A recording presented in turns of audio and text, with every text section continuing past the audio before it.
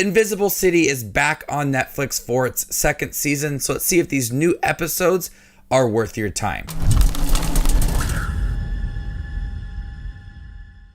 Hey everybody, my name's Justin here. I try to watch everything that hits theaters and on streaming services like Netflix. If you guys are like me, go ahead and hit that subscribe button down below and click that bell notification for more up and coming content.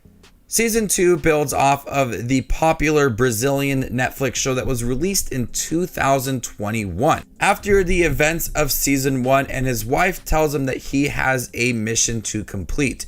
These 5 episodes really focus on Eric looking for his daughter and the other mythical creatures within this show and having them tie into the plot for everything that's going on. The first season had a lot of different mythical entities in there and really set up the world within Invisible City.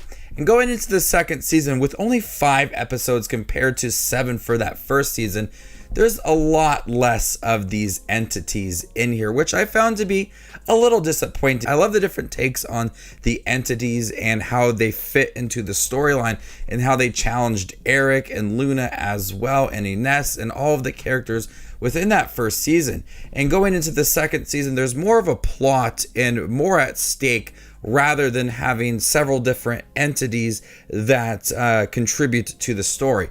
We do have Bento, a wolf boy in here, and Eric is now becoming more aware of his abilities as well and how he can control them. And there are several people, including Bento, that need his help. So Eric plays a huge part in here. And so you feel like at times the character is just being torn into these different directions. And the way that this series is set up, continuing from that first season, when you look at what his mission may be, establishes it very early on, but then it kind of changes your expectations throughout by having these characters that need Eric's help. You feel like that maybe his mission is to help other entities and get rid of their abilities or help them. And then we dig more into this illegal gold mining company and what they're after as well and how it pertains to Luna. It seems as though Eric's mission may end up changing. What I liked about season 2 is the implications of being these mythical entities, especially Bento in here, how he doesn't want these powers, how he wants to live a normal life.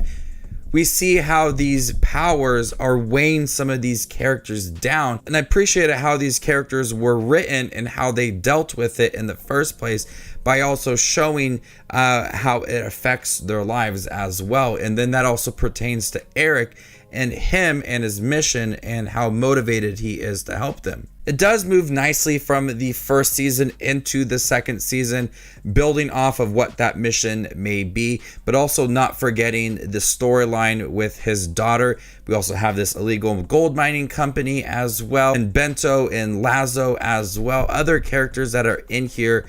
And it just slowly builds this tension throughout, slowly introducing some new characters and Eric, bringing him back into the story, and then building more upon that with other mysterious moments, including his daughter and Ines, and having this ability that Eric has and how it's kind of taking control of him and how he can start to manage it as well. I did wish there was more episodes because I feel like that first season had a lot of these mythical creatures in here and exploring them, introducing into certain storylines as well, and what Eric's job as an environmental officer meant to him and how he was able to help other people. And here it seems like a lot less and just more focus on the recurring events from season 1.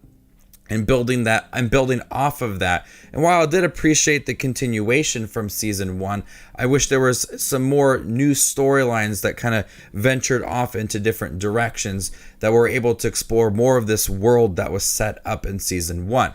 But I did like the tension in here, and I did like the exploration of Eric and his abilities and him trying to find his daughter as well, but also having this side mission of curing people, and then also looking at where he was at the end in a different mission as well. So at times the story does move into these different directions, but I just wanted a little more. I think it could have benefited from 7 episodes where you get into the middle half of it, slowing it down and having more at stake, more characters involved in here. It would have been more enjoyable, because I did like season 1 and I do like season 2.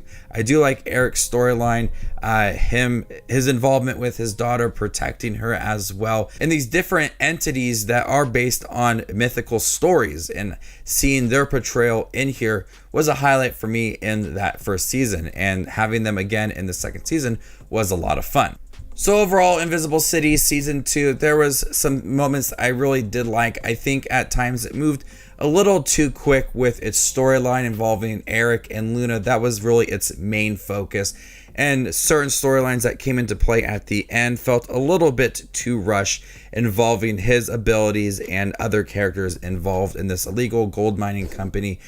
Story was set up nicely in the beginning, kind of fizzled out throughout the middle half of season 2, then picked up again at the end, so it felt very uneven at times. Show still looks really great. The cinematography, the direction, everything from the abilities and the special effects looks pretty good. I just wish there was a little more to season 2.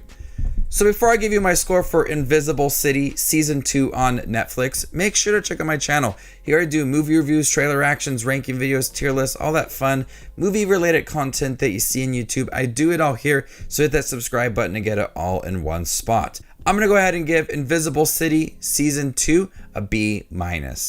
Thank you guys for checking my review for Invisible City Season 2 on Netflix. Have you guys seen it by chance? What do you think about it? Let me know in the comment section down below, and stay tuned for more up and coming content like this.